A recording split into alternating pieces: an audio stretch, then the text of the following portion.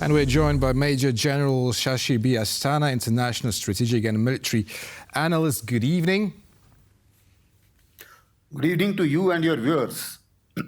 So, although most of the NATO members agree that Ukraine may use their weapons to strike military targets inside of Russia, two biggest contributors, namely the US and Germany, have imposed certain restrictions. Also, we know that F-16s delivered from Belgium are not to attack targets in Russia. So, how to explain this fact if everyone agrees that it's the only way to stop Russia's continuing advance in Ukraine? It's a double-edged weapon in a manner that this decision, from the Ukrainian point of view, I think it makes sense because if Russians are mustering their forces in the northeastern region of Ukraine, then the better methodology is to destroy them when they are concentrated on, when they are assembling to launch their offensive. So therefore, their local weaponry, that is the Ukrainian weaponry, was not good enough, although they were striking Belgorod and other regions within Russia earlier as well.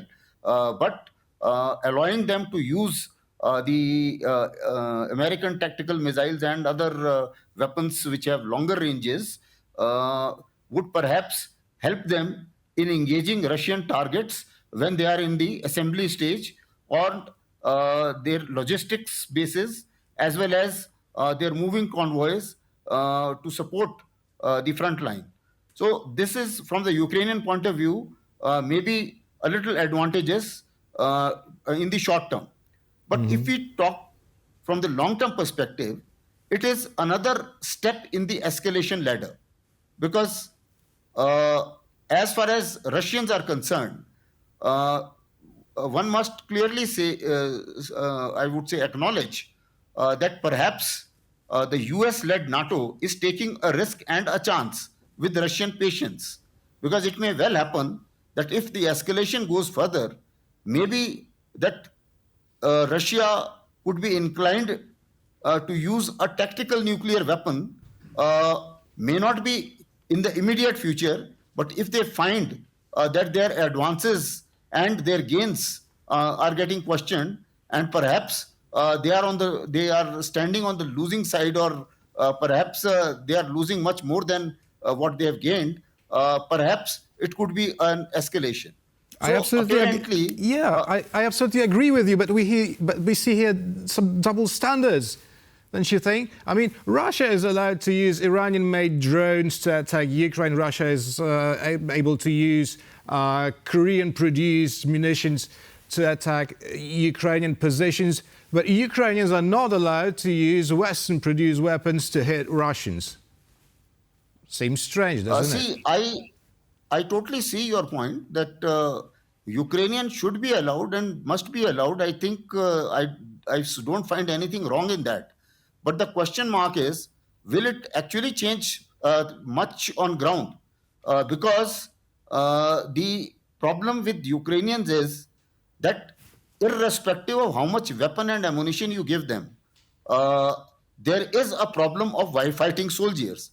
Those ratios are in favor of Russia, because Russia has mustered a fair amount of sources as far as the fighting manpower is concerned, number one. The number two, which is an important facet, is that the US-led West has been able to perhaps hike up the production by 20%, whereas in case of Russians, the production of the war material has increased by 400%. So therefore, clearly, there is a major change, and that has perhaps changed the sides as far as the tides of the war to some extent. Although, as a neutral analyst, I always believe that there will be no winner in this war. Everybody will lose something. The competition is who will lose less. Russians are also going to lose. They have lost in a manner that they were trying to avoid a direct border with NATO countries. I think it has increased by another 1,000 kilometers by Finland joining NATO. Similarly, their maritime warfare has not been up to the mark, and therefore they have lost fair amount of Black Sea Fleet. At the same time, but as far as the continental battle is concerned, Russians have gained grounds and they have learned from their previous mistakes, and in a manner that they have been able to somehow, learning the lessons, made a viable defense line, went into the other side of Dnieper, and with that viable defense line, they have been able to now progress the operations in some manner. It is a stalemate and tug of war kind of situation. Now, with these clearances of allowing Ukraine, what is going to happen is the standoff attacks will increase. But will it change the borderline? I am afraid the answer is no. Secondly, there has been miscalculations earlier by the West as well as by the Russians. Earlier, Russians thought that the Kharkiv will fall because Russian-speaking population remains there. It didn't happen. Conversely, even West thought that perhaps their 30 trillion economy worth 2 trillion economy will collapse, which didn't happen again. Now, as far as Russians' resilience is concerned, I think there is a miscalculation going on in a manner because Russia also has been able to galvanize their public in a manner to convince them that the whole West has ganged up against them, and therefore this is again a battle of survival for them as well. So there is a tug of war both sides. As I said, nobody is going to win. But then the fact is, as far as Ukraine is concerned, it's a morale booster. And as far as the West, NATO is concerned, the war will prolong. Certainly, this will give a little more lifeline as far as prolongation of war is concerned. Whether it will benefit Ukraine in the long run or otherwise, one can't say, because whenever you raise a step in the escalation dynamics, it can figure out both sides. It is risky, there is no doubt about it. But at the same time, perhaps NATO finds that there is no other option to perhaps put some kind of halt into the Russian offensive, which is becoming unmanageable for Ukraine. Back to you. But how should we really read that Russian nuclear threat? Right from the beginning of the war, from the beginning of the conflict, Russia was bringing up the possibility or signaling that is always a chance. Is it just saber rattling, or is there any meat? Are we really to be afraid of that possibility? Could you quantify it in some sort of a way? Yeah, see, till now it is saber rattling. I don't think Russians will use nuclear weapon as of now, because as far as the moment the war takes a nuclear dimension, the level of war changes, and perhaps it is catastrophic both sides, and Russians will not like to get into it so soon.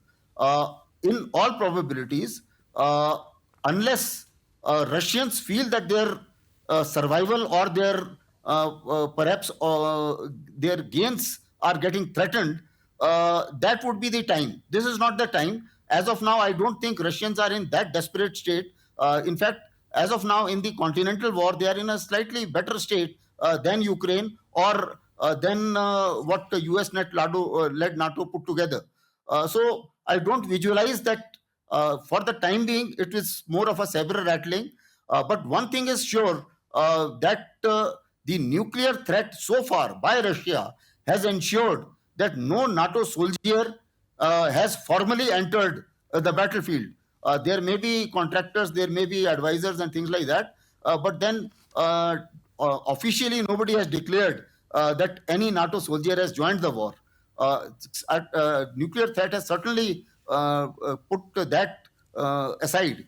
And also, let me in the same breath, I must say that it is unthinkable that USA will risk Washington / New York to save Ukraine. Let's be quite clear on that. That is not going to happen. And therefore, and Russia has the kind of weaponry which can threaten General Asthana, United States as well. Thank you so that's much. A far-fetched.